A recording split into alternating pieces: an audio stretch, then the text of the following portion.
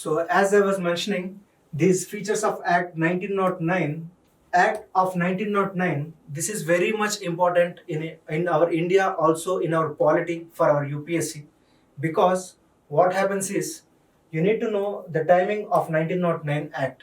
This was prior to World War One. World War One was going to start at this point of time. So whatever laws were bought at this point of time, they were a promise made by the Britishers to Indians. So you need to know the features. More questions would be coming from them. So just focus upon it. So you need to know these are also known as Morley-Minto reforms. So at that point of time, this Morley was State of Secretary of India and this Minto was Viceroy of India. So that's why these are known as Morley-Minto reforms, and these are none other than the name for Act of 1909. So what has this done? It has increased the size of the legislative councils, both central and provincial. Members in the Central Legislative Council were raised from 16 to 60, which means we used to have the legislative councils at center and also provinces. As I have said, the centralizing tendencies have been done away and there have been a decentralizing tendency.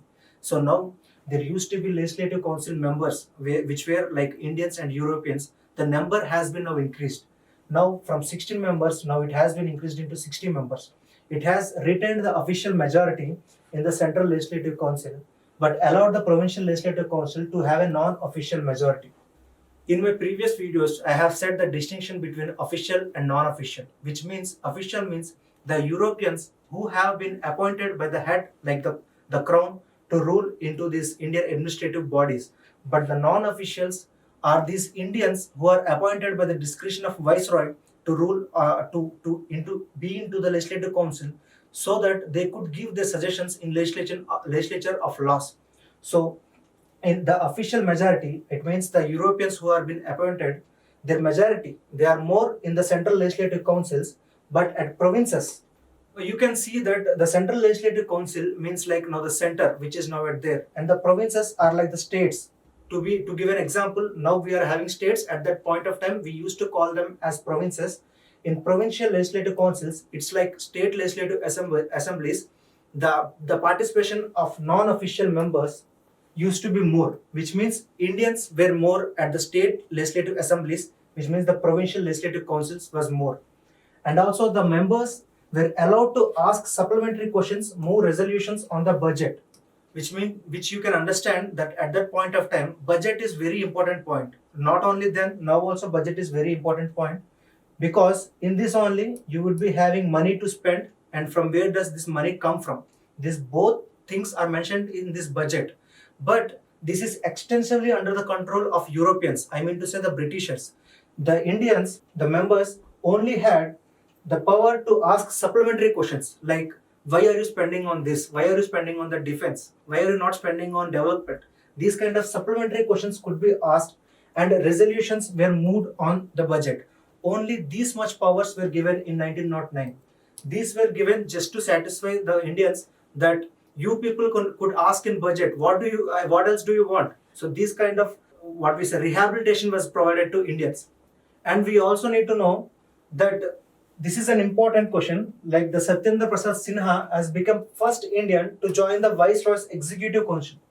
So I was mentioning that in Legislative Council, there has been representation of non-official members, Indians.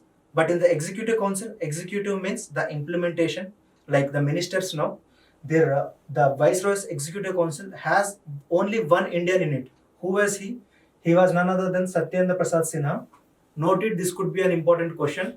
And there, you know the policy of Britishers, right? They wants to divide the society into two so that they could be using the fault lines between a society and govern better. I mean to say they could use it to their advantage.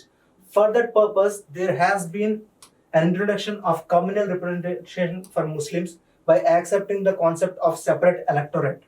What does this mean? Now, in India, do we have separate electorate? No. We would be electing Muslims, we would be electing other like Christians or Parsis, we would be electing any other thing, and we will be voting for them. Like if we are having some MLA of Muslim origin, we would be voting him, right? But in communal representation, what happens is Muslims would be given separate vote to vote for a Muslim. So Hindus would be given a separate vote to vote for a Hindu. Then what would be happening? What would be happening? We would be electing some Muslims. We would be electing some Hindus. By this, we are dividing the society. This would create the ground for Britishers to rule it to their advantage. So you could remember that Muslim members were to be elected only by Muslim voters. This was the provision given in 1909, because as the World War was nearing by, and the Britishers needs to govern India, they want to disintegrate it. They do not want a unified force, so that they would be having, like in 1857, we were very united. Our brothers like Muslims and Hindus were very united, and we have fought against British. But they do not want such kind of thing at this point of time, because they are also facing other tensions in World War. So they have thought to separate them, and they have used this communal representation in voting system to do this. So Lord Minto is also known as father of communal electorate. You can also remember it. I have given the brief introduction that in the time of Lord Minto, it has been, the separate electorate system has been mentioned. So you could remember that Lord Minto is known as father of communal electorate. And we will also looking into the thing like this is the same slide. And you would be knowing that now the power has been disintegrated, decentralized. Now Indians are also involved in legislative making, and also one member like the Satyendra Prasad Sinha has been involved in making of executive council. So now this is completely responsible for government in India.